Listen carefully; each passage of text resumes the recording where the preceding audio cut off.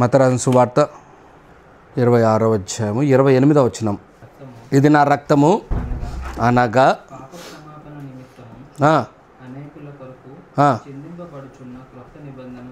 క్రొత్త నిబంధన రక్తము. చాలా విషయాలు ఇందులో ఉన్నాయి, కానీ మిమ్మల్ని ఆశ్చర్యం కలగచేసే ఒక మాట ఏంటంటే, యేసు ప్రభు మాట్లాడుతున్నప్పుడు క్రొత్త నిబంధన అని చెప్పలేదు. ఈ మాట బాగా అర్థం చేసుకోవాలి. క్రొత్త నిబంధన అని చెప్పలేదు, కానీ ఆయన ఏం చెప్పాడు అంటే, this one to be the blood. ఇది నేను ఎలాగైతే గ్రీక్ భాషలో రాసిందో నేను అలాగే మీకోసము ట్రాన్స్లేట్ ఎగ్జాక్ట్గా చేసి చెప్తున్నాను. దానిలో మధ్యలో కొన్ని యాడ్ చేసి అవి చేసి ఇవి చేసి మన తెలుగు తర్జుమాలకు వాడారు, కొన్ని ఇంగ్లీష్ తర్జుమాలకు వాడారు. దిస్ వన్ టు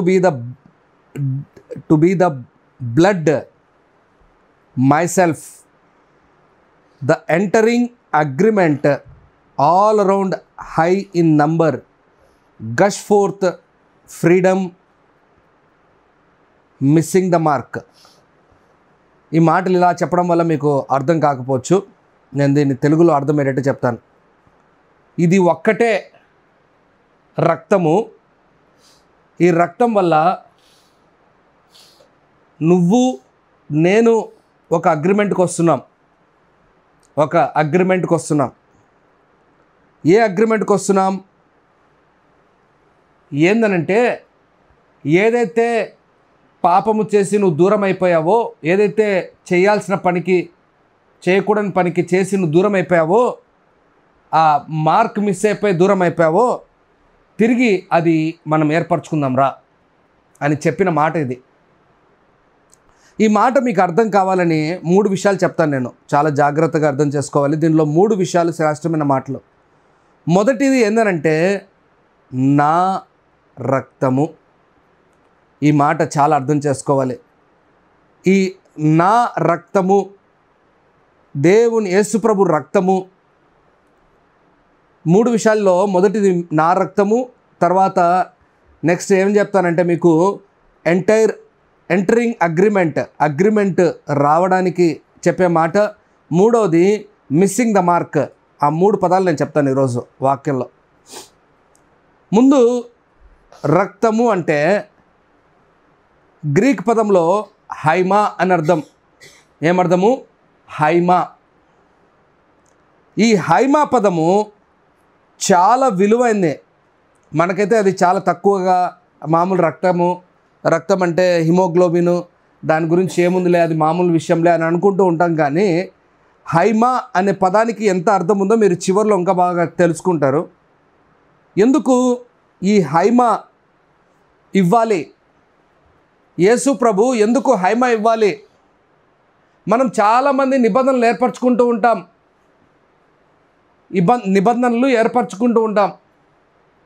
ఆ నిబంధనలు ఎందుకు చేస్తామనేది రెండో మాటలో చూస్తాం మనము. మొదటి మాటలో రక్తము. ఎందుకు రక్తమే ఇవ్వాలి? రక్తం ఇవ్వకుండా వేరే పని చేస్తే ప్రయోజనం ఉండదా? రక్తం ఇవ్వకుండా వేరే చేస్తే అది ప్రయోజనం కాదా?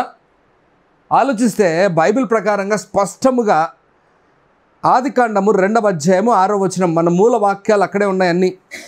ఆదికాండము 2వ అధ్యాయము 6వ వచనంలో అక్కడ స్పష్టంగా ఉంది, మనిషిలోకి జీవం రావడానికి, జీవానికి హెబ్రీ పదంలో కై అని అర్థము. కై, CHAY, కై. ఆ జీవం ఎలా వచ్చిందో చూద్దాం. అయితే ఆవిరి భూమి నుండి లేచి నేలంతటిని తడిపెను. దేవుడైన యెహోవా నేల మంటితో నరుని నిర్మించి వాని నాసికారంధ్రములలో జీవవాయువును ఊదగా నరుడు జీవాత్మాయను. ఈ మాట మీకు అర్థమయ్యేటట్లు డెమాన్స్ట్రేట్ చేయాలి నేను ఇప్పుడు ఇక్కడ. ఈ జీవము ఎక్కడ ఉంటుందంటే మనిషిలో రక్తంలో ఉంటుంది. హైమాకు రెండవ అర్థం ఏం తెలుసా? హైమా అంటే రక్తము. హైమాకు ఇంకొక మీనింగ్ ఏంటంటే లైఫ్, ప్రాణము. ఇంకొక మీనింగ్ హైమాకు అర్థం ఏంటి? లైఫ్. ఈ లైఫ్ ఎప్పుడొచ్చింది అంటే ఎప్పుడైతే యేసు ప్రభుల వారు తానే మనిషిని మట్టిగా మలిచి తన నాసికారంధ్రములో జీవవాయువును ఊదగా, బాగా వినండి మీకు అర్థమయ్యేటట్టు చెప్తాను. ఎప్పుడైతే జీవవాయువును ఊదగా ఇక్కడ ఊదినప్పుడు ఏమైందనంటే లోపల రక్త కణాలు ప్రారంభించబడ్డాయి. ఇంకా మీకు అర్థం కావాలి అనంటే రక్తం ప్రవహించడం ప్రారంభమైంది. ఆ రక్తం ప్రవహించడం ప్రారంభమైతేనే మనిషిలో జీవం ఉంది. అదే హైమా. అది లేకపోతే ప్రాణం లేదు, జీవం లేదు, వాడు మృతుడు. ఈ జీవం పోసినవాడు, ఈ రక్త కణాల్ని పనిచేసేటట్లు చేసినవాడు ఎవడు? దేవుడు. చాలా విషయాల్లో మనం విశదీకరించుకొని విభజించకూడదు ప్రతిసారి. దేవుడు అంటే నీ మైండ్లో క్లియర్గా ఎప్పుడు త్రిత్వం వస్తూనే ఉండాలి మీకు. ఇంకా మీ జీవితాలు ఎప్పుడు గుర్తుపెట్టుకోండి, దేవుడు అంటే ముగ్గురు కనబడాలి అంతే. అది యెహోవా ఆయన తండ్రి, ఇంకొక యేసు ప్రభుల వారు, పరిశుద్ధాత్ముడు. ఇంకా ముగ్గురు మీకు నీకు ప్యారల్ కనబడాలి అంతే. యేసు ప్రభుల వారు చేసిన పనిని మనం చూస్తుంటే ఆదికాండంలో ఆయన మనల్ని నిర్మించి ఆయన గాలి ఊదెంత వరకు మన రక్త కణాలు పని చేయలేదు. ఆయన గాలి ఊదిన తర్వాతే, ఆయన ఊపిరి ఊదిన తర్వాతే, ఆయన దగ్గర నుంచి రావాల్సింది వచ్చిన వెంటనే మనకు ఏమొచ్చింది? ప్రాణం వచ్చింది. మనకు హైమా పని చేయడం ప్రారంభమైంది. అందరికీ అలాగే జరిగింది. అంటే ఇప్పుడు జరుగుతుందని కాదు, అది ప్రారంభ దినాల్లో. ఇప్పుడు పిండం ఇప్పుడు తల్లి గర్భంలో ఉన్నప్పుడు దేవుడు ఏర్పరిచిన పిండం వయసులో ఉన్నప్పుడు ఎప్పటి నుంచి ఈ హైమా ప్రారంభించబడుతుంది దాని గురించి మనకు తెలియదు. కానీ బట్ దాని గురించి ఒకవేళ రీసెర్చ్ చేస్తే మనం రాబో దినాల్లో చెప్తాం. కానీ అసలు జీవం భూమి మీదకి రావడానికి గల కారణం, ముందుగా మనుషులు బ్రతకడానికి గల కారణం జంతువులు కాదు. జంతువుల విషయంలో ఎంతో ధ్యానం పెట్టలేదు. జంతువుల్ని నిర్మించి వాటి దాసికారంధంలో ఊదినట్టు ఎక్కడ బైబిల్లో లేదు. కానీ మనుషుల మీదనే ధ్యానం పెట్టాడు, నీ మీదనే ధ్యానం పెట్టాడు, నా మీదనే ధ్యానం పెట్టాడు. ఇంత ధ్యానం పెట్టి ఆయన ప్రాణాన్ని, ఆయన జీవాన్ని, ఆయన ఊపిరిని మనలో ఊదితే మనకు రక్త కణాలు పనిచేయడం ప్రారంభించబడ్డాయి. ఈరోజు నుంచి మీకు ఈ మాట అర్థం కావాలి. రక్త కణాలు పనిచేయడం ప్రారంభించబడతాయి, ఊరికే పనిచేయడం ప్రారంభించబడలేదు. అందుకే లేవికాండంలో యేసుప్రభు ఒక మంచి మాట అన్నాడు. ఏమన్నా తెలుసా? ఏమైనా తినండిరా మీరు, కానీ రక్తాన్ని మాత్రం తినకండి. ఎందుకు ఆ రక్తాన్ని తినకూడదు? అందులో జీవం ఉంది, ప్రాణం ఉంది. చదువుదాం అన్నమాట లేవికాండము. నేను త్వరగా ముందుకెళ్ళాలి. లేవికాండము 17వ అధ్యాయం 14వ వచనం. దాని రక్తము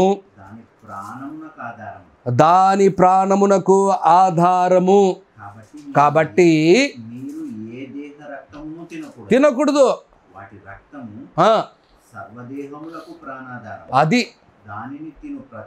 ప్రతివాడు బాగా గుర్తుపెట్టుకోండి, మరణ శిక్ష నొందుతారు. చాలామందికి ఈ మాటలు అర్థం కావాలి. ఎందుకు మరణ శిక్ష? పాత నిబంధనలో చూస్తే కొన్ని తక్కువ వాటికి మరణ శిక్ష, అన్నిటికి కాదు మరణ శిక్ష. ఈవెన్ పొరపాటున చంపినోడు కూడా మరణ శిక్ష లేదు. అర్థమైందా?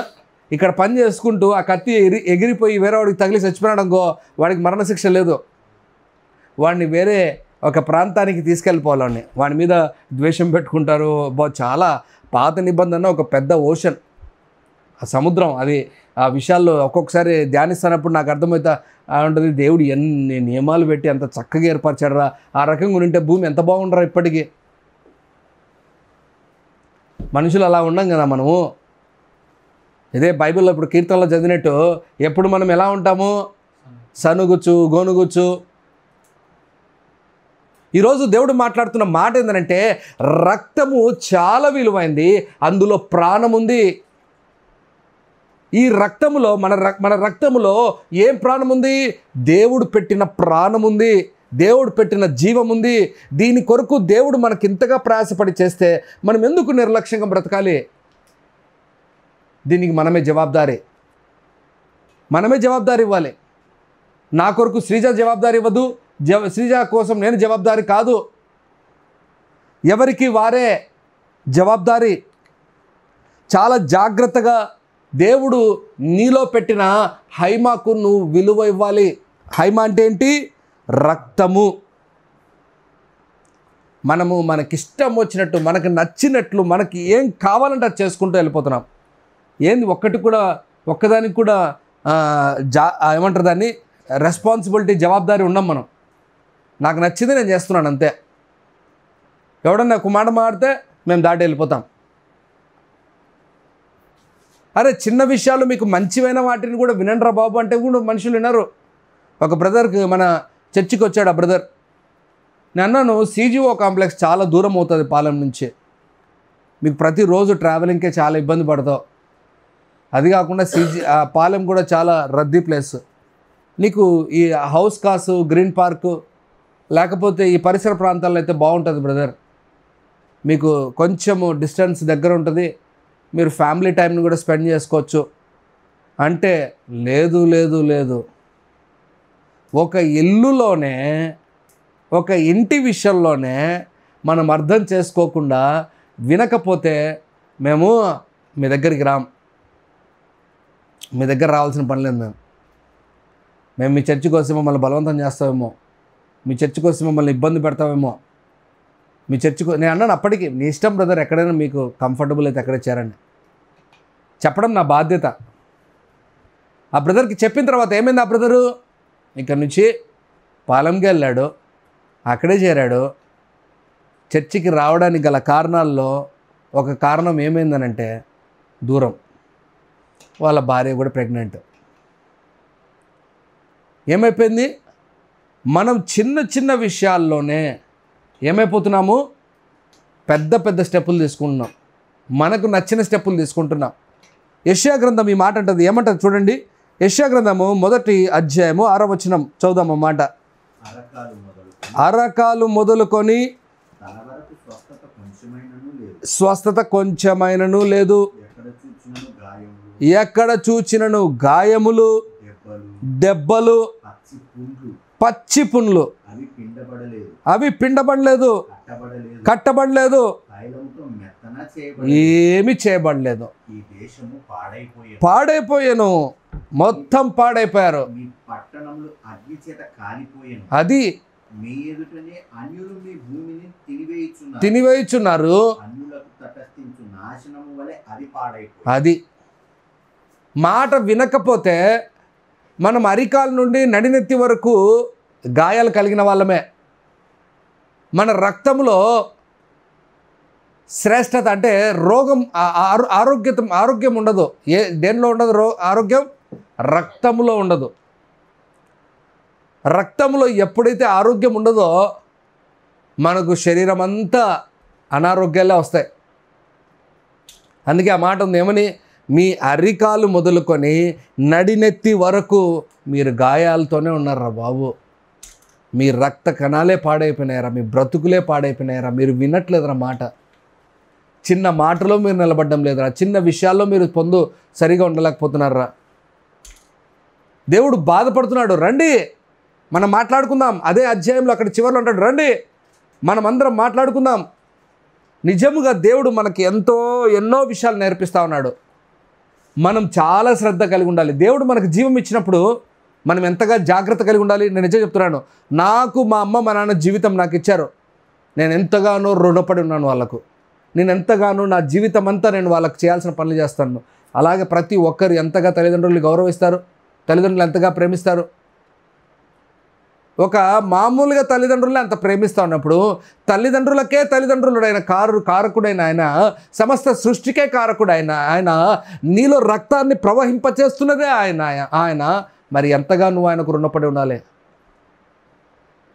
ఎంతగా రుణపడి ఉండాలి. నీ రక్తంలో ఉన్న ప్రతి కణాన్ని కదిలింపచేస్తున్నది ఆయనే.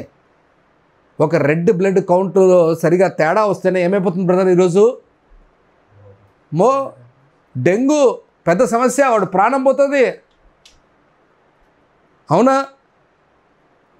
ఒక రెడ్ బ్లడ్ సెల్స్ తగ్గుతేనే, ఒక కౌంట్ తగ్గుతేనే ఎంత భయం పుడతా ఉందో. ఈరోజు మనం నిజంగా మన జీవితంలో ఆ రెడ్ బ్లడ్ సెల్స్ అయినా, మొత్తం బ్లడ్ సెల్స్ అయినా, ఇది కారణం కేవలం దేవుడే. ఇది నాకు జీవం ఇచ్చింది ఆయనే. ఆయన కొరకు నేను బ్రతుకుతాను, ఆయన ఇచ్చాడు నాకు ఈ ప్రాణము, ఆయన ఇచ్చాడు నాకు ఈ జీవితం, నేను సరిగ్గా రుణపడి ఉంటాను అని మనం రుణపడే వారముగా ఉన్నామా? లేకపోతే నిర్లక్ష్యంగా నాకు నచ్చకపోతే నేను వెళ్ళిపోతాను అనుకునే వారముగా ఉన్నామా? ఆలోచించుకోవాలి. మీరు అందుకే ఆ మాట చదువు అక్కడ రండి, తీసే వాక్యం అది 1వ అధ్యాయం 18వ వచనం.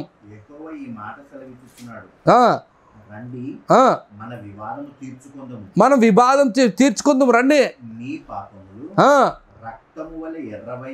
అది అది చూడు, మీ పాపములు రక్తము వలె, ఎంత చక్కగా పోల్చాడో. నేను చెప్తున్నాను, మీరు చేసే ప్రతి పాపం, మేబీ సీక్రెట్ ప్లేస్లలో కూడా చేస్తున్న పాపాలు ఎవరికి కనపడమనుకుంటున్నారేమో, దేవుని దగ్గర దేవుడు పెట్టిన పెద్ద సీసీటీవీ కెమెరా ఏం తెలుసా? మీ రక్తం. మీ రక్తం చెప్తుంది నువ్వు ఏ తప్పులు చేసావు, నువ్వు ఎలా బ్రతికావు, ప్రతిదీ అది చెప్తుంది. రక్తం మాట్లాడుతుంది బ్రదర్. బైబిల్లో పామే మాట్లాడింది, గాడిదే మాట్లాడింది. ఏ బ్రదర్, రక్తం మాట్లాడలేదా? భూమి దేవుడు చెప్తే తెరుచుకునింది. దేవుడు చెప్తే భూమి మాట్లాడుతుంది. ఏసే అన్నాడు, రే వీని నోరు మూయించావనుకో ఎవరు నోర్లు ఎత్తాయి తెలుసా? ఎవరు నోర్లు ఎత్తాయి? రాళ్ళు నోర్లు ఎత్తుతాయి. నేను నిజం చెప్తున్నాను, ఈరోజు మనం చాలా జాగ్రత్తగా ఉండాలి. మన రక్తములో పాపములు వచ్చేసా ఎక్కువ. అతిక్రమాలు వేరు, పాపాలు వేరు. అతిక్రమం అంటే ఏంటి? క్రమంలో అతిగా చేయడం, అటు తక్కువైన చేయడం, అటు ఎక్కువైన చేయడం. అతిక్రమాలంటే ఒక్కొక్కసారి మనము ఎక్కువ చేయొచ్చు పాపాలు, తక్కువ చేయొచ్చు పాపాలు. కానీ దేవుడు అన్నాడు, ఈ అతిక్రమాల వల్ల కూడా నీ రక్తం పాడవుతుంది. ఇంకొకడు ఎవడో వచ్చి చెప్పాడు, ఏమన్నాడు తెలుసా? మనం లూతు సంతానం అన్నాడు. ఓరు నాయన. ఇంకొకడు అన్నాడు, ఇంకొక సంతానం మనం అని. ఈ సంతానాలు పక్కన పెట్టండి, మనం పాపం సంతానం అంతే. వద్దు, మన ప్రీవియస్ పర్సన్ ఎవరు? ఆదాం గాడికే పోదాం. మూలం మనమేం మంచోళ్ళమేం కాదు. మన 100 సంవత్సరాల క్రితము మన తల్లిదండ్రులు, మన పూర్వీకులు ఎవరో మనకు తెలియదు. వాళ్ళు ఇష్టం వచ్చినట్టు బ్రతుక్కుంటూ ఎవరెవరికో ఏదేందో జరుపుకుంటూ వచ్చి ఇక్కడికి వచ్చాం. మనం ఈరోజు వచ్చి నెలలో పడ్డాం. చెప్పాలి అని అంటే, ఈ నెలలో పడిన మనము పాపముతో నింపబడిన వారము. మన హైమ అంతా పూర్తిగా పాపాలతో నింపబడి ఉంది. మన ఆలోచనలు. అందుకే పిల్లోడికి ఏది నేర్పించాల్సిన పని లేదంట, తప్పుడు పనులు వాడి కొద్ది వాడే నేర్చుకుంటాడంట. అర్థమైంది మాట? నువ్వు పిల్లోడికి చెడ్డ పనులు ఏం నేర్పించాల్సిన పనులా, వాడి కొద్ది వాడే ఆటోమేటిక్గా నేర్చుకుంటాడు. బాగా గుర్తుపెట్టుకోండి మాట. వాడికి సిగరెట్ నేర్పించాల్సిన పని లేదు, వాడికి ఇంకోటి చెప్పాల్సిన పని లేదు. వాని రక్త కణాలు, ఆలోచింపజేసే రక్త కణాలు వాడిని అటువంటి వాటి వైపు ఆకర్షింపులు చేసి వాడిని ప్రోత్సహింపజేసి పాపంలో పడేస్తుంది. నా మాట అర్థమవుతుందా మీకు? మన లోపలే ఉంది ఆ చెడ్డ రక్తం, మన లోపలే ఉంది ఆ పాపము, మన లోపలే ఉంది ఆ ద్వేషము, పగ, ప్రతీకారము. ఎప్పుడైతే దేవునికి దూరం అయిపోయారో, ఎవరు దూరం అయిపోయారు? ఆదాము అవ్వ ఎప్పుడైతే దూరం అయిపోయారో వారికి పుట్టిన కుమారుల్లోనే విభేదం కలిగి ఏమైంది? రక్తము ఇంకొక రక్తాన్ని చంపేసింది. ఈరోజు మనం అర్థం చేసుకోవాలి, ఏ హైమా కాదు కాపాడేది నేను, ఒక యేసయ్య హైమా మాత్రమే. ఎందుకు అనంటే తల్లి గర్భము నుంచే వచ్చినవాడు, తండ్రి లేనివాడు ఆయన, పరిశుద్ధాత్ముని ద్వారా పుట్టినవాడాయన, మన జీవితాల్ని మన రక్తాన్ని పరిశుద్ధపరచువాడు ఆయన. యేసయ్య చెప్తున్న మాటలు ఏంటంటే మనము ఆయన పవిత్రుడు, ఆయన బోధించవచ్చు. ఆయన 2000 సంవత్సరాల క్రితం వచ్చి మనకు బోధించాడు. ఆ బోధలో మనం నిలబడదాం, ఆ బోధలో మన జీవితాన్ని మార్చుకుందాం. దానివల్ల మన హైమా పరిశుద్ధపరచబడుతుంది. హల్లెలూయా. ఇక్కడ జరిగిన మాట ఏదో తెలుసా, మిమ్మల్ని చాలా ఆలోచింపచేయాలి. ఆదికాండం 2వ అధ్యాయం 6వ వచనంలో జరిగిన పని ఇక్కడ జరుగుతోంది. మళ్ళా అక్కడ దాసికార రంధ్రంలో ఊదాడు, అంటే ఇక్కడ ఊదాడు. ఇప్పుడు హైమా ఎక్కడిస్తున్నాడు? ఇక్కడ ఇస్తున్నాడు. అర్థమవుతుంది మీకు? అది ఇక్కడ, అదేం పెద్ద దూరం ఏం కాదు. ఇప్పుడు ఇక్కడ నా మాట అర్థం కావాలి. ఏంటి? ఇది నా రక్తం. ఎవడైతే దీన్ని తీసుకుంటాడో, ఎవడు తీసుకోవాలది? నీటి మూలంగా జన్మించినవాడు. ఎవడంటే వాడు ఇష్టం వచ్చిన పాపాలు చేసుకుంటూ, ఇష్టం వచ్చిన తప్పుడు పనులు చేసుకుంటూ, ఇష్టం వచ్చినట్టు జీవిస్తూ రక్తాన్ని తీసుకున్న వాళ్ళు నిద్రించిరి, చనిపోయిరి. 1 కొరింథీయులకు రాసిన పత్రిక 11వ అధ్యాయంలో స్పష్టంగా పౌలు గారు చెప్పారన్నమాట. ఎవరైనా వ్యర్థంగా, ఎవరు అవసరం లే. మనకి ఇస్కరియోతానే పెద్ద ఎగ్జాంపుల్. ఏం చేశాడు ఇస్కరియోతా? వ్యర్థంగా తీసుకున్నవాడు ఒకడే అయిపోయాడు. అందుకే ఆ రక్తాన్ని తీసుకునేటప్పుడు చాలా జాగ్రత్తగా ఉండాలి. మనం చాలా విలువ ఇవ్వాలి ఆ రక్తానికి. రక్తం అంటే ఊరికే చిన్న మాట కాదు. అప్పుడప్పుడు అంటారు కొంతమంది, రక్తము దారపోసి కన్నాం రా మేము మిమ్మల్ని. అర్థమైందా డైలాగ్? మా అమ్మ మామూలుగా బేబీ డెలివరీ అయ్యేటప్పుడు, మాకంటే ముందుగా పిల్లలు పుట్టినప్పుడు చాలా పెద్ద సమస్యలు అయిపోయి, బ్లీడింగ్స్ ఎక్కువైపోయి చాలా ఇబ్బందులు పడ్డాయి. అవి లేడీస్ ప్రాబ్లమ్స్ అన్నీ. మా అమ్మ అనుకునిందంట, నేను పుట్టే ముందు ఈ పిల్లోడిని ఇలాగా నేను బలహీనంగా ఏదైపోయి పుడితే పిల్లోడు ఏమైపోతాడో లేకపోతే నేనేమైపోతానో అని భయం పుట్టింది. రక్తాన్ని ధారపోసి కన్నాంరా మేము. ఈ రక్తాన్ని ధారపోసి కన్నామంటారు కానీ స్త్రీలు, అది ఆ రక్తము వేరు, యేసయ్య చిందించిన రక్తం వేరు. ఆ పాపము, ఏ మాత్రం పాపము లేని రక్తము మన యేసయ్య రక్తము. ఆ రక్తములో ఉన్న విలువ ఏ ఒక్కరి రక్తంలో లేదు. ఆయనే ధారపోశాడు, ఆయనే చేశాడు, ఆయన స్వతహాగా చేసిన పనేది. ఒక మాట చూసి ముందుకెళ్దాం. మత్తయి రాసిన సువార్త 10వ అధ్యాయంలో 39వ వచనంలో ఈ మాట ఇలా ఉంటుంది.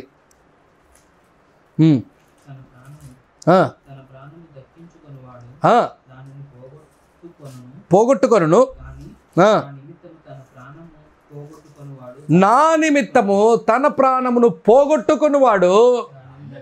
అది ఈ పదములో మనము అక్కడికి వెళ్తే ఆ గ్రీక్లో పదం రాశారు, నా నిమిత్తము, ఆన్ అకౌంట్ ఆఫ్ మీ. అంటే ఏంటనంటే హెనికిన్. దాని యాక్చువల్గా అక్కడ రాసింది హెనికిన్. దాన్ని వీరు ఏమని రాశారంటే ఆన్ అకౌంట్ ఆఫ్ అని రాశారు. హెనికిన్ అంటే ఏంటంటే అది రూట్ కాజ్. ఏ రూట్ కాజు? ఆ యేసయ్య కోసమే రూట్ కాజ్ అయి నువ్వు జీవిస్తే నీకు తిరిగి ప్రాణం వస్తుంది. అంతవరకు ప్రాణం రాదు నీకు.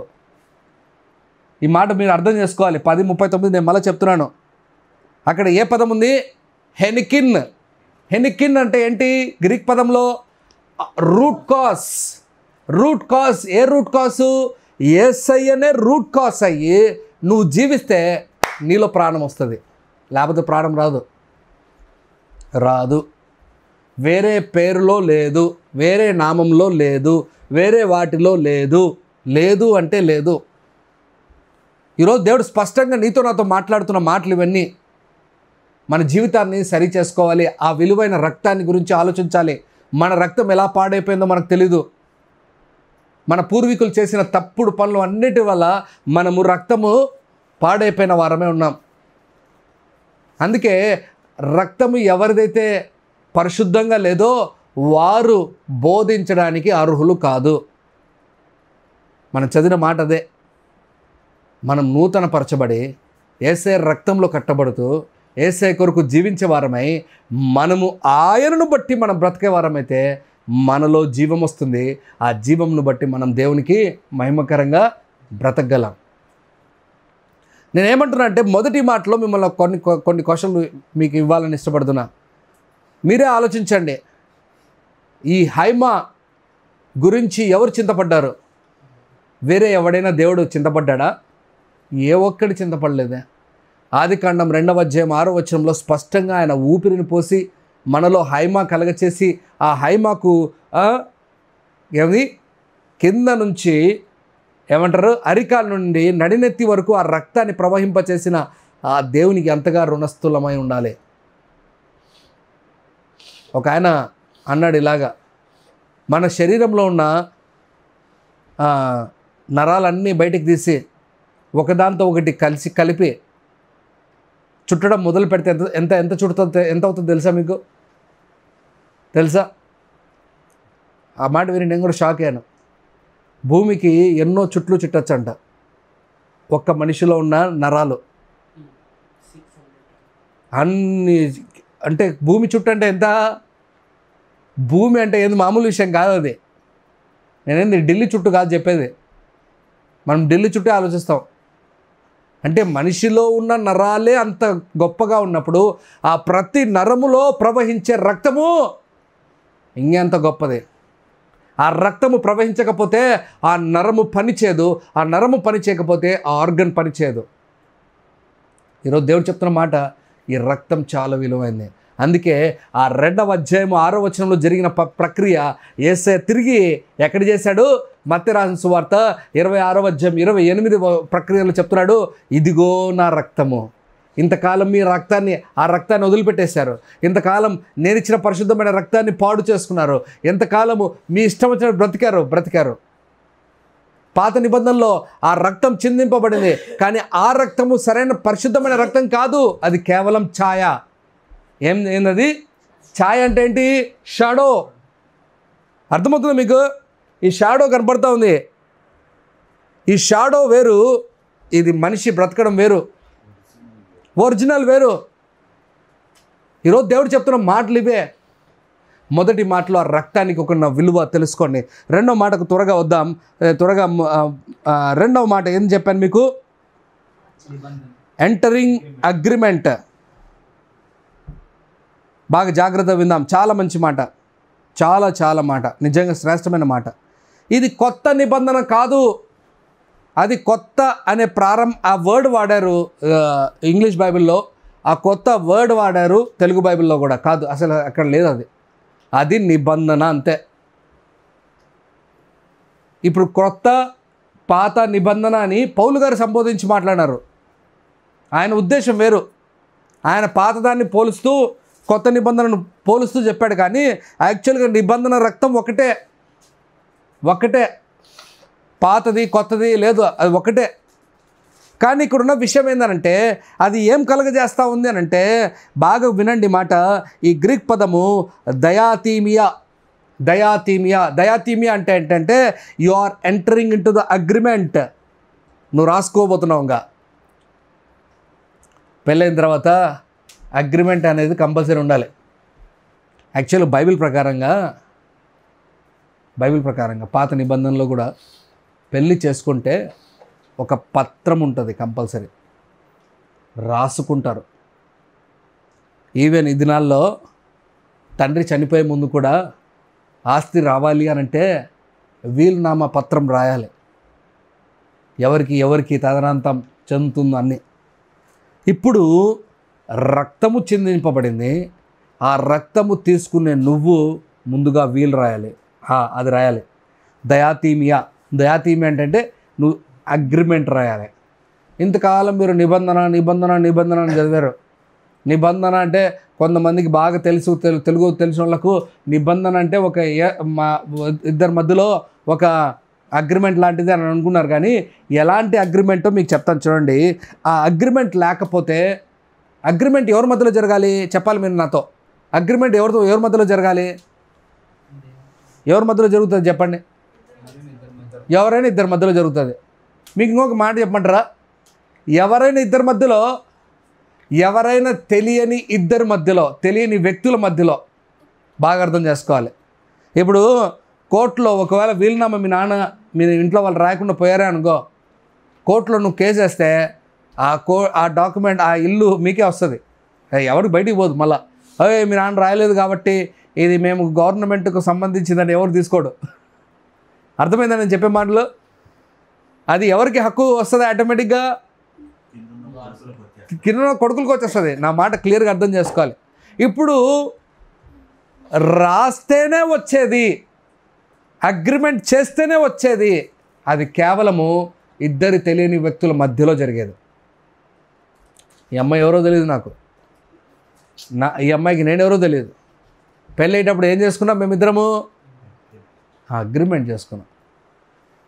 మన తెలుగులో ఇంకా చక్కగా పెళ్ళి అయ్యేటప్పుడు ఎంత మంచిగా ఉంటాయి. నేను నీ భార్యనని, వాడు ఇలా చెప్పలేదులే కానీ మైక్నే పట్టుకొని ఇలా చెప్పాము. ఒప్పుకొందును, నీ ఆరోగ్యమందును, కలిమి ఎందును, ఏవేవో చదివించాడు మొత్తానికి. అది కొన్ని రోజులే స్ట్రిక్ట్గా చాలా చక్కగా అవన్నీ గుర్తుంటాయి. కొన్ని రీసెంట్గా కొంతమంది అన్నారు నాతో, అరే పెళ్ళప్పుడు వాగ్దానాలు ఇస్తారే. వాగ్దానాలు ఇస్తారు కానీ ఎవరు గుర్తుపెట్టుకుంటారు అవి? అదే కదా, మనం కూడా దేవుని దగ్గర చాలా వాగ్దానాలు ఇస్తూ ఉంటాం. మొన్న ఆదివారం కూడా, మొన్న శుక్రవారం కూడా అదే వాక్యం విన్నాం. ఏమని? వాగ్దానాలు ఇచ్చుకుంటూ ఉంటాం, కొన్ని చేసుకోలేకపోతున్నాం, దాన్ని నెరవేర్చుకోలేకపోతున్నాం. ఈ అగ్రిమెంట్ అనేది చాలా ఇంపార్టెంట్. దయాతీమియా చదువుదాము. యేసయ్య దీని గురించి ఎలా చెప్తున్నాడో. నిర్గమకాండం 34వ అధ్యాయము. ముందుగా ఆ అగ్రిమెంట్ ఒక విలువను తెలియజేయాలి మీకు. 34వ అధ్యాయము 10వ వచనం.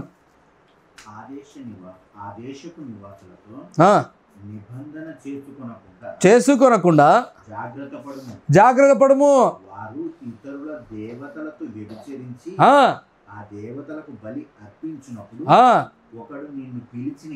పిలిచిన ఎడల జాగ్రత్తగా అర్థం చేసుకోవాలి. నిబంధన వాళ్ళతో చేయొద్దు. ఎవరంటే వాళ్ళతో నిబంధన చేసుకోవద్దు. తొందరపడి నిబంధన ఏంది నిబంధనలు? వాడేం చెప్తే చేస్తా. లోపల కొంతమంది నిబంధనలు ఏర్పరచుకుంటారు, రాసేసుకుంటారు. వాళ్ళ లోపలే ఆలోచన, అది నిబంధనలు పెట్టేసుకుంటారు లోపల. మీరు చేయకండి. మరియు అది అది త్రిప్పి ఏదో చాలా ఉన్నాయి, మీరు చేసుకోవద్దండి అని చెప్తున్నాడు. ఎవరితంటే వాళ్ళతో మీరు నిబంధన చేసుకోకూడదు, అగ్రిమెంట్ చేసుకోకూడదు.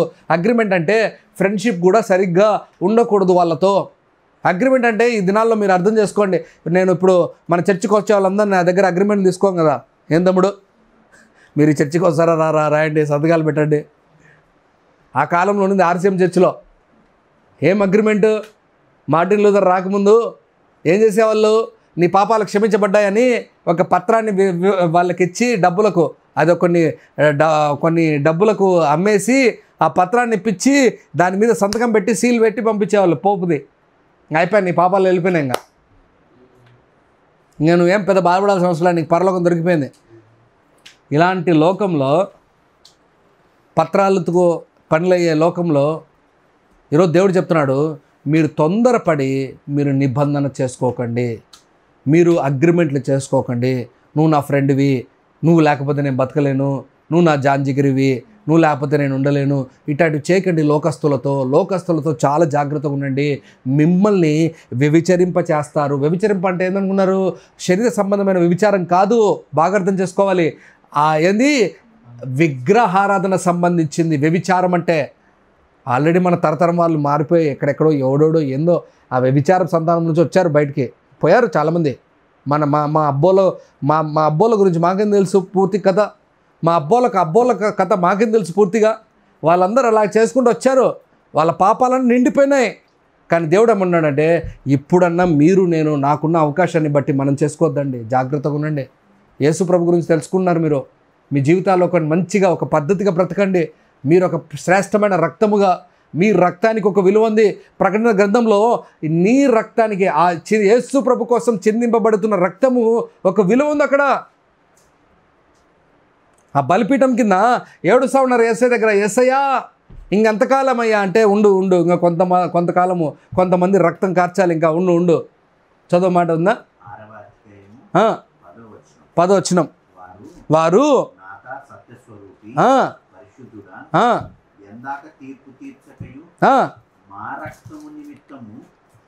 భూనివాసులకు ప్రతి దండన చేయకు ఉండు అని బిగ్గరగా కేకలు వేసిరి.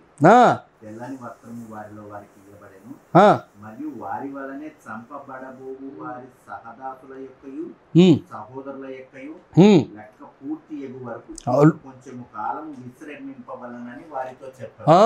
ఆ రక్తానికి విలువ ఉంటే మనం దాన్ని లెక్క చేయట్లేదు. రెండవది అగ్రిమెంట్ని కూడా లెక్క చేయట్లేదు కొన్నిసార్లు.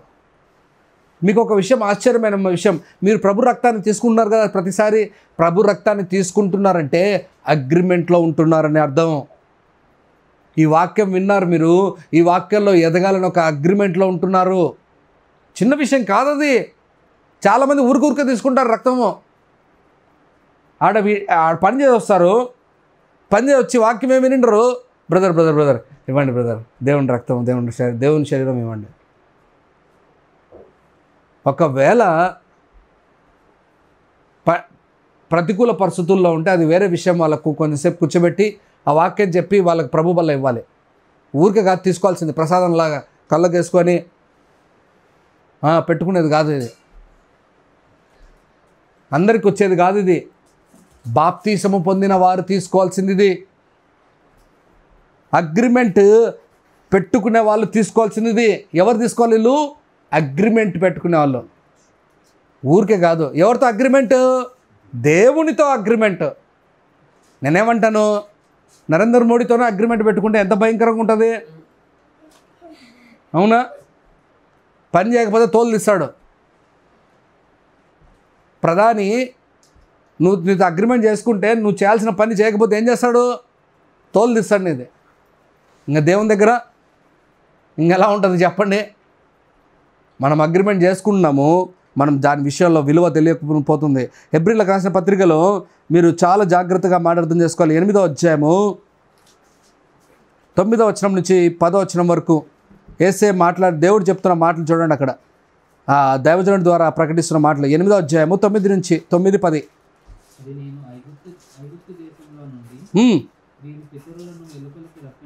వెలుపలికి రప్పించుటకై వారి చెయ్యి పట్టుకొని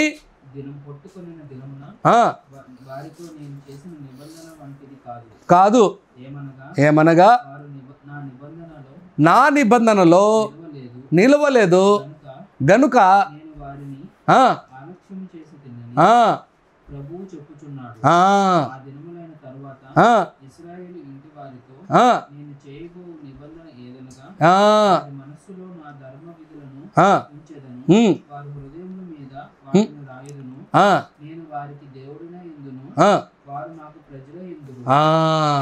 ఎంత చక్కటి నిబంధన ఇది. ఏం నిబంధన ఇది? ఎవడైతే కంటిన్యూ కాడో, ఎవడైతే యేసయ్యతో ఆ రిలేషన్ పెట్టుకోడో, ఎవడైతే దేవునితో వాగ్దానం తీసుకొని ఒక మంచి నిబంధన, ప్రతి పునరుత్థాన దినం ఒక నిబంధన. చాలామంది నిబంధన దినాన్ని విలువ నిర్లక్ష్యం పెట్టుకోకూడదు. నిజం చెప్తున్నా. అందుకే చర్చి ఎటువంటి పరిస్థితుల్లో మానకూడదు. ఒక సిస్టర్ మొన్న మాకు రీసెంట్గా ఒక సిస్టర్ నేను అడిగాను, ఏమ్మా చర్చికి వెళ్తున్నారా?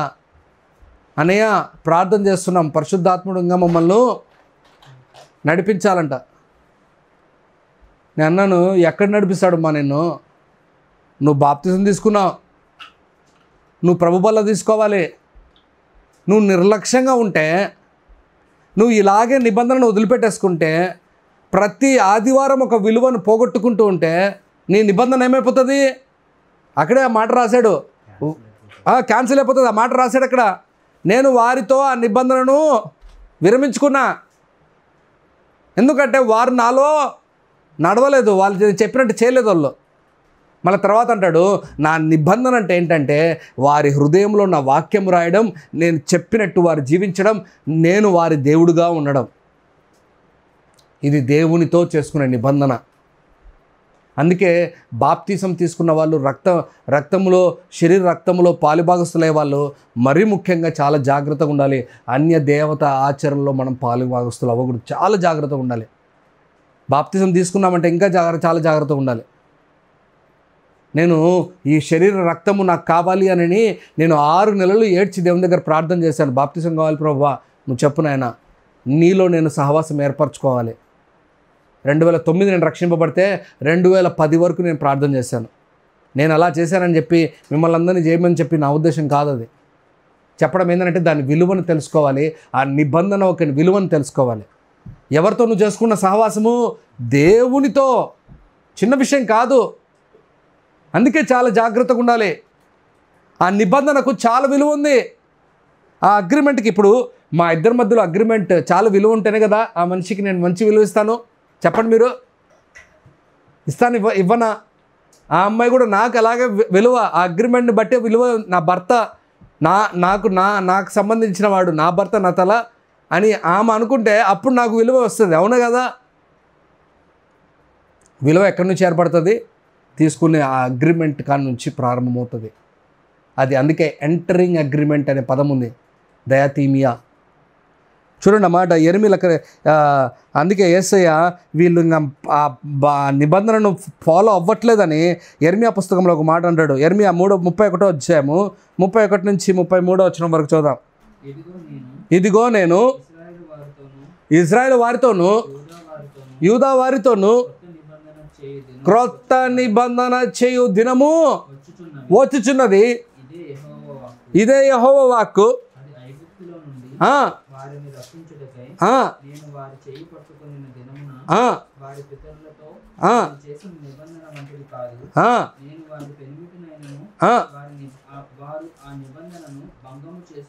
భంగము చేసుకొనిరి, ఇదే యెహోవా వాక్కు.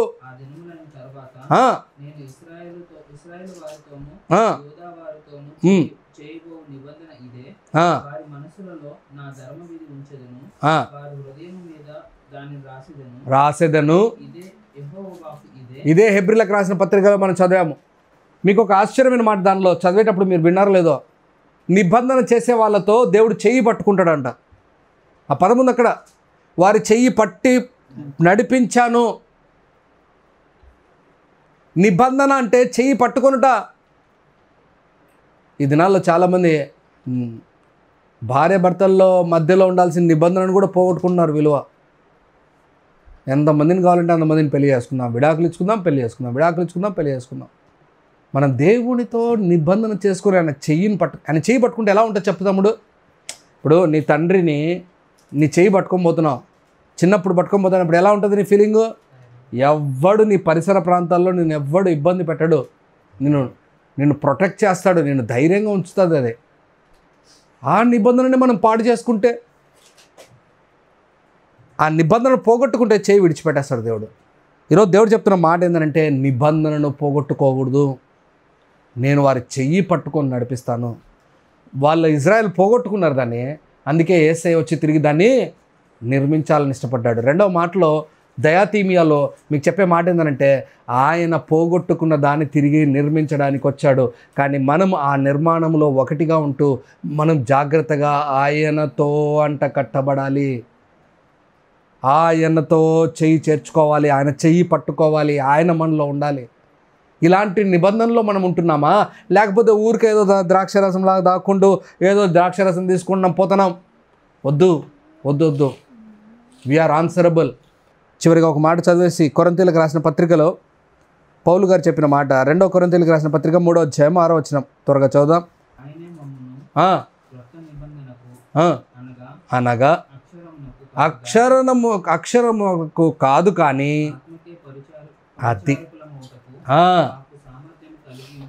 అది ఈ క్రొత్త నిబంధన పౌలు గారు వివరించిన విధానం ఏంటనంటే, ఇది అక్షరానికి కాదు, ఇప్పుడు ఆత్మకు సంబంధించింది. అక్షరము చంపును కానీ ఆత్మ జీవింప చేయును.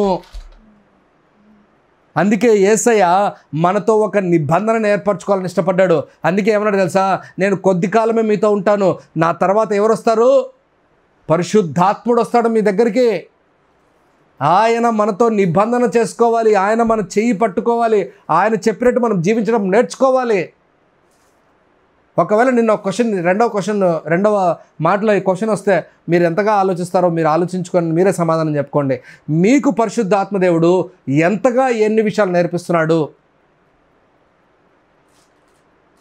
మిమ్మల్ని నేర్పించే విధానంలోకి నడిపిస్తున్నాడా, లేకపోతే నీకు అన్నీ ఇస్తాడు, నువ్వు అడిగినవన్నీ ఇస్తాడు, అడిగిన అక్కర్లన్నీ ఏమిస్తాడు? తీరుస్తాడు. దేవుడిని అంతా దీనికే పెట్టుకున్నారు ఇప్పుడు ఈ దినాల్లో. దేనికి? అడిగిందంతా ఇవ్వాలి దేవుడు, ఇస్తానాడు దేవుడు. నిజంగా మనం ఆత్మతో ఒక నిబంధన చేసుకున్న వారమే. యేసుతో ఎప్పుడైతే నిబంధన చేసుకుంటామో ఆత్మదేవుడు మనల్ని నడిపించడం ప్రారంభిస్తాడు. అది కావాలి. అది లేక చాలామంది జీవితాలు పాడవుతున్నాయి. ఈ క్రొత్త నిబంధన లేఖనాలను బట్టి నడవడమే కాదు, ఆత్మదేవుడు చెప్పిన మాటలను బట్టి కూడా నడవడం నేర్చుకోవాలి. ఈ క్రొత్త నిబంధన ఈ వాక్యంలో నుంచి బయటకు వచ్చిన విషయాలు చాలా విషయాలు నేర్పిస్తూ ఉంటాయి మనకు. మూడో మాట చెప్పి నేను ముగిచేస్తాను త్వరగా, ఎందుకంటే నాకు సమయం లేక పరిగెడుతున్నాను. దయాతీమియా మనం చూసాము. Entering into the agreement, దాని విలువను తెలుసుకున్నాం. మూడో మాట ఏం చెప్పానంటే హెమారితియా. ఈ పదం బాగా గుర్తుపెట్టుకోండి. హెమారితియా అంటే గ్రీక్ పదంలో పాపము అని అర్థము. హెమారితియా అంటే పాపము అని అంటే నువ్వు నేను అర్థం చేసుకునేది కాదు. పాపం అంటే ఎలా చూస్తాం మనము? ఒక దయ్యంలాగా చూస్తాం. ఇంకా పాపం అంటే ఎలా చూస్తాము? చెడ్డవిగా చూస్తాము. పాపం అని అంటే మనం చదివాము హెబ్రీ పదంలో. ఒకరోజు ఒక హోల్ నైట్లో మీరు విన్నారు ఏమన్నది? పాపం అంటే హిందీ ఒక హెబ్రీ పదం గుర్తుందా మీకు? అది ఏదది పదం? కఠ. మిస్ అయిపోయాం. చేయాల్సిన పనిని చేయకపోవడమే పాపము. అది దాని నిర్వచనం అలా రాసుకుంటే కదా మనకి ఎక్కేది మైండ్కి. చేయాల్సిన విధంగా మనం చేయకపోతేనే పాపం. కయ్యూను పెద్ద పాపం చేశాడా? చెప్పండి. నీకంటే నాకంటే చాలా మంచి పని చేశాడు. కనీసం ఏం తమ్ముడు చెప్పండి, మీరే చెప్పండి. బలైనా ఇచ్చాడు. మన తర్వాత పెద్ద పని చేశాడు.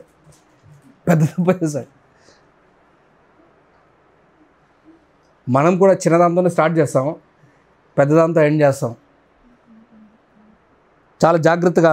మిస్సింగ్ హమారీతియాకు మొదటిగా చదివిన హయామాకు సంబంధం ఉంది.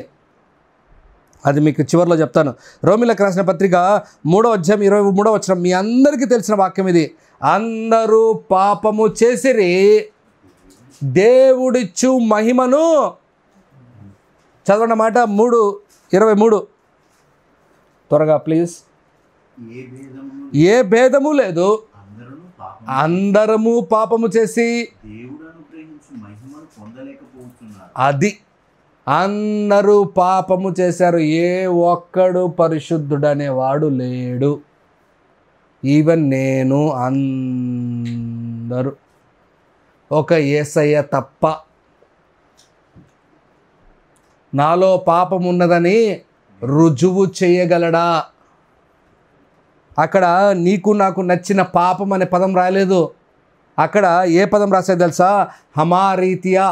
హమారీతియా అంటే చేయాల్సిన మంచి పనిని చేయకుండా ఎప్పుడైనా మానివేశానా అని చెప్పడం. దానికి ఇంకెంత పెద్ద సవాల్ అది. ఏం తమ్ముడు నీకు సవాల్ అర్థమవుతుంది? 2 క్వశ్చన్లు. పాపము చేశానా అని రుజువు చేయడం చెప్పడం వేరు, చేయాల్సిన మంచి పనిని చేయకుండా ఎప్పుడైనా మానుకున్నానా చెప్పండి అది చెప్పడం వేరు. సవాల్ అది. రెండవది యేసయ్య రెండవ సవాల్ ఇసిరింది అందరికీ. నాలో హమారీతి అది చూపించండి రా. ఎవడైనా చూపించగలరా? నోరు మూసుకున్నారు. పాపం లేనివాడు మన యేసయ్య. అందుకే ఆయన బోధించే అర్హుడు ఆయన మాత్రమే, చెప్పడానికి అర్హత కలిగిన వాడు ఆయన మాత్రమే. భూమి మీదకి వచ్చి మనకొక నూతన మార్గాన్ని ఏర్పరిచి గలవాడు ఆయన ఒక్కడే. మన పాపాలే, మనం చేస్తున్న తప్పులే మనకు దేవుని ఎడబాటును తీసుకొని వచ్చేది, ఏదో కాదు. ఈ మాట చదవండి. యెషయా గ్రంథం 59వ అధ్యాయం 2వ వచనం చదవండి. మా పాపములు ఆయన ముఖమునకు ఆ, మీకు మరుగుపరచను ఆ, గనుక ఆ, ఆయన ఆలకించుకున్నాడు. ఉమ్, మీ చేతులు రక్తము చేతను మీ వేలు దోషము చేతను అది అపవిత్రపరచబడి ఉన్నవి. ఇప్పుడు చాలు. పెదవులు మీ పెదవులు అబద్ధములాడుచున్నవి. ఆ, మీ నాలుక కీడును బట్టి మాట్లాడుచున్నది. అదే చాలు. దేవుడికి నచ్చంది ఏంటి చెప్పండి? దేవునికి నచ్చంది ఒకటే ఒకటి,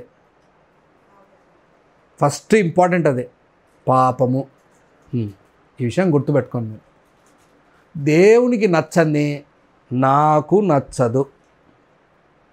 నేనైతే డిసైడ్ అయిపోయానమ్మా, నా బ్రతుకులో నేనైతే డిసైడ్ అయిపోయా. దేవుడికి నచ్చంది నాకు నచ్చదు, దేవుడికి నచ్చింది నాకు నచ్చుతుంది. దేవునికి నచ్చేది ఏంటి? పరిశుద్ధత.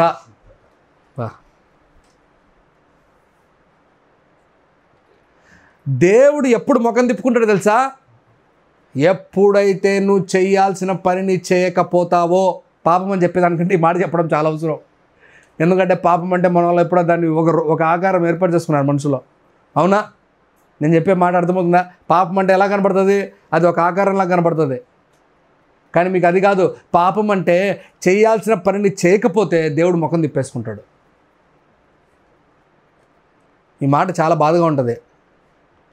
అంటే దేవుడు అలుగుతాడా? దేవునికి నచ్చని పని ఏంటి తెలుసా? పాపము.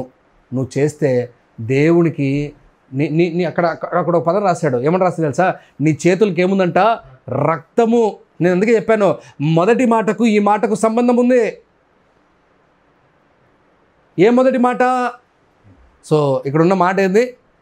ఈ రక్తము ఆ పైన ఉన్న దాంతో, అంటే ఈ పాపము పైన ఉన్న దాంతో సంబంధం అయిపోయింది. ఎప్పుడైతే నువ్వు తప్పు చేస్తావో నీ చేతులకు అంటూ ఏమొచ్చేస్తుంది? రక్తం వచ్చేస్తుంది. అర్థం చేసుకోండి. నీకు కనపడకపోవచ్చు రక్తం, కనపడలేదే చాలామందికి. మనోడు లక్షణంగా మంచిగా చంపేశాడు, పొట్ట నిండా రక్తం వచ్చేటట్టు చంపేశాడు. ఎవడు? కయ్యూను. కసి తీర్చేసుకున్నాడు, ఇంకెవడు చూడలేదులే అనుకున్నాడు. ఆ రక్తము దేవునికి కేకలు వేస్తూ ఉన్నాయి. అవునా? ఎంత మా మాట చూడండి, ఆ రక్తం కేక వేస్తుంది. చదువుతాము మాట ఉందా?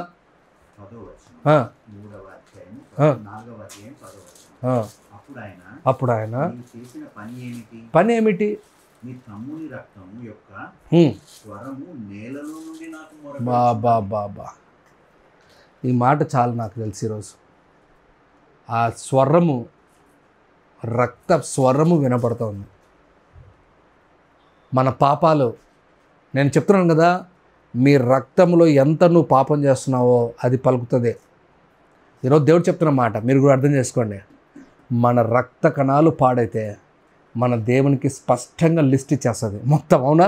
నీ బ్లడ్ రిపోర్ట్లు ఎలా వస్తున్నాయి తమ్ముడు? పలుకుతున్నాయి లేదా మీ బ్లడ్ రిపోర్ట్లో?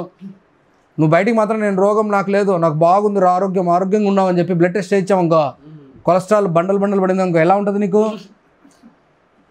ఏం తమ్ముడు బయటికి మాత్రం బాగానే ఉన్నావు నువ్వు, అప్పుడే వచ్చేస్తుంది నీరసం. అది సత్యం కదా. చివరి మార్కు రాసిన సువార్త 12వ అధ్యాయం త్వరగా చదువుదాం. 28 నుంచి 34 త్వరగా చదువుదామా? శాస్త్రులలో ఒకడు వచ్చి విని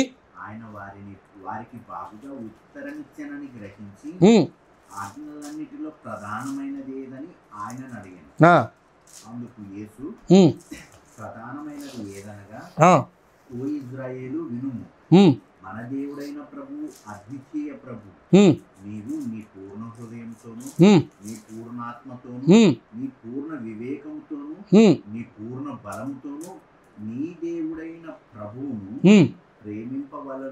ప్రేమింపవలెననున్నది ప్రధానమైన ఆజ్ఞ. రెండవది నీవు నిన్ను వలె నీ పొరుగువానిని ప్రేమింపవలెననున్నది రెండవ ఆజ్ఞ. అవును. వీటికంటే ముఖ్యమైన ఆజ్ఞ మరేదీ లేదని అతనితో చెప్పాను. తర్వాత ఆ శాస్త్రి బోధకుడా బావుగా చెప్పిదివి, అద్వితీయుడని ఆయన అద్వితీయుడనియు ఆయన తప్ప వేరొక దేవుడు లేడని అవును నీవు చెప్పిన మాట సత్యమే. సత్యమే. పూర్ణ హృదయంతోను ఆ, పూర్ణ వివేకముతోను ఆ, పూర్ణ బలముతోను ఉమ్, ఆయనను ప్రేమించుటయు ఉమ్, ఒకడు తన్ను వలె తన పొరుగు వారిని ప్రేమించుటయు ఉమ్. సర్వాంగ హోమముల కంటేను బలుల కంటేను అధికమని ఆయనతో చెప్పాడు. చెప్పెను. అతడు అప్పుడు అతడు వివేకముగా ఉత్తరమిచ్చినని యేసు గ్రహించి నీవు దేవుని రాజ్యమునకు దూరముగా లేవని అది అతనితో చెప్పాను. వాడు వచ్చాడు, విన్నాడు, మళ్ళీ వాడే ఉత్తరం ఇచ్చాడు. బాగా చెప్పితివి, దేవుడు ఒక్కడే అని, అద్వితీయుడని, ఆయనను ప్రేమించాలని, ఆయన వలె పొరుగువాన్ని ప్రేమించాలని చాలా చక్కగా చెప్పావు. ఇవన్నీ నువ్వు సత్యమే బోధించావని చెప్పినప్పుడు ఎవడైతే వాడు వినేటప్పుడు బాగా గ్రహించి అర్థం చేసుకున్నాడో, గ్రహించి అర్థం చేసుకున్న వాడుకి యేసయ్య అన్నాడు, నువ్వు ఎక్కువ దూరం లేవు. ఎవరికి దూరం లేవు? దేవుని రాజ్యానికి దూరం లేవు. నువ్వు దగ్గర రావచ్చు. ఎప్పుడు దగ్గరికి రావచ్చు? ఇక్కడ ఆలోచించి అర్థం చేసుకొని ముందుకొస్తే. పెద్ద దూరం ఏం లేదు. మనకి ఇక్కడే ప్రాబ్లం వస్తుంది, ఇక్కడే దూరం అయిపోతున్నాం. ఎక్కడ దూరం అవుతున్నాం? ఇక్కడే. వాక్యాన్ని సరిగ్గా తీసుకొని దాన్ని కన్వర్ట్ చేసి దాన్ని మనకు కావాల్సిన ఏమంటారు అనువదింపులోకి తీసుకోలేకపోతున్నాం. ఇక్కడ నా మాటలు అర్థం చేసుకోవాలి. ఇక్కడ చేయలేకపోతే మనం దేవునికి దగ్గర అవ్వలేం. ఎప్పుడైతే ఇక్కడ చేస్తామో పాపం నుంచి దూరం అవుతాం. బాగా వినాలి, అగ్రిమెంట్లోకి వస్తాం. ఆయన రక్తంలో మనం ఒక రక్తమై మన జీవితాన్ని మార్చుకుంటాం. ఇది ఈరోజు మీకు అర్థమయ్యే వాక్యం. మనం వింటున్నాం వాక్యాలు చాలా, యేసయ్య చెప్తున్న మాటలు అందరూ వింటున్నారు, కానీ ఇతను చెప్పినట్టు ఎవరు చెప్పలా. ఇతను చెప్పినట్టు ఎవరు చెప్పలేదు. అందుకే యేసయ్య ఏమన్నాడంటే మీరు చాలా దూరం లేరు. యేసయ్య చివరిగా చెప్తున్న మాట ఏంటంటే మనం నిజముగా ఆయను. బైబిల్లో చాలా మాటల్ని మనము తప్పుగా తీసుకుంటాం చాలామంది.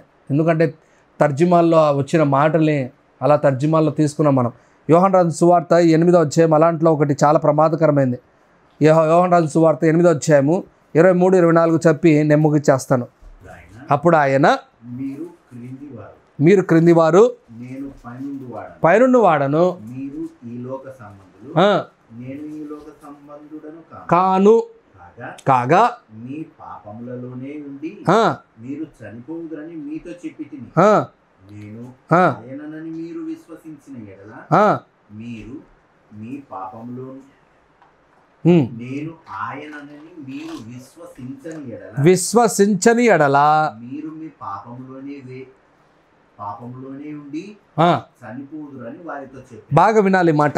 విశ్వసించని ఎడల. అది ఊరికి అలా ఉంది.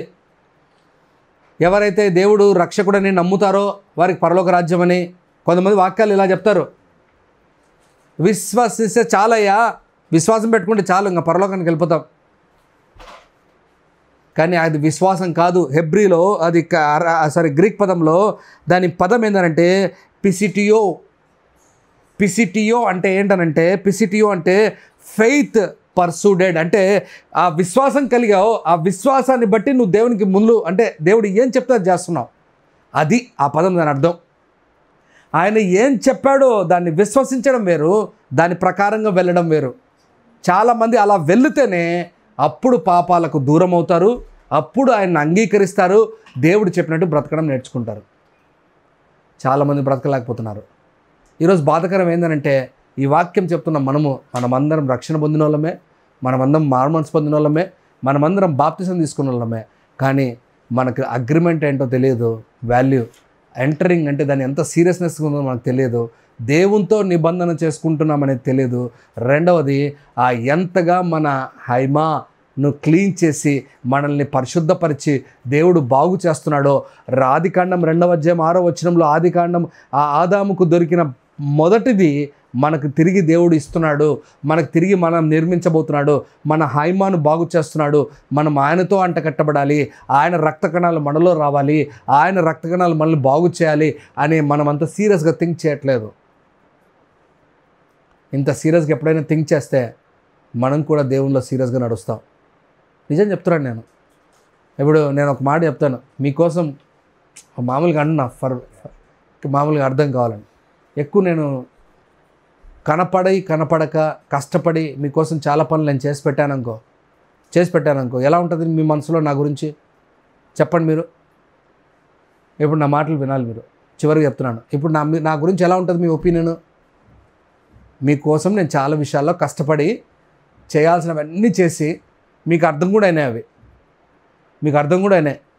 అలాంటివి ఇప్పుడు మీ మనసులో నా మీద ఏముంటుంది ఒపీనియన్?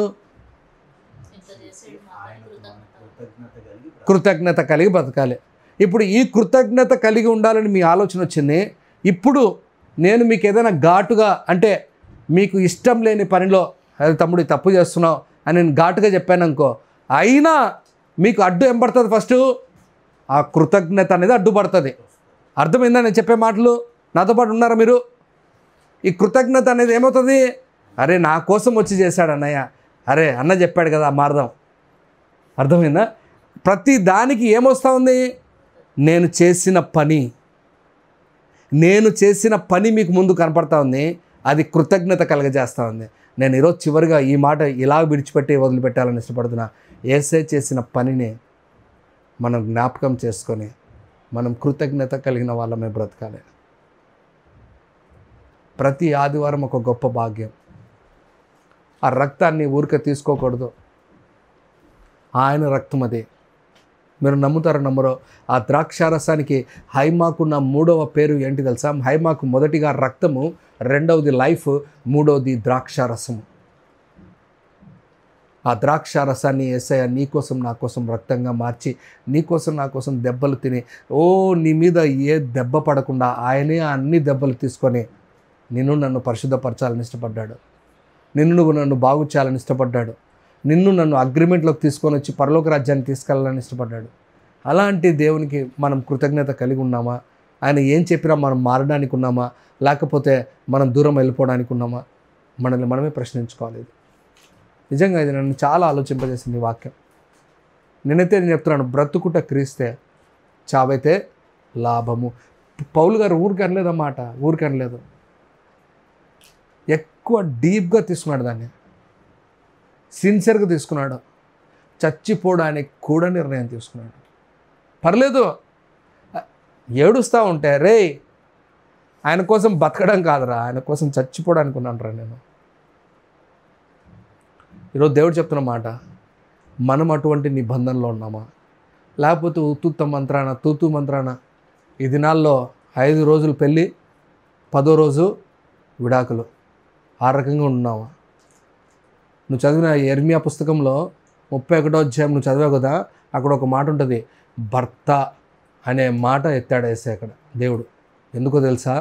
భర్తతో భార్య ఎంత చక్కగా నిబంధన చేసుకుని ఆ దినాల్లో ఉండేవాళ్ళో అంతకంటే ఎక్కువ నిబంధన మన దేవునితో ఉన్నాడు. రండి ప్రార్థన చేద్దాం.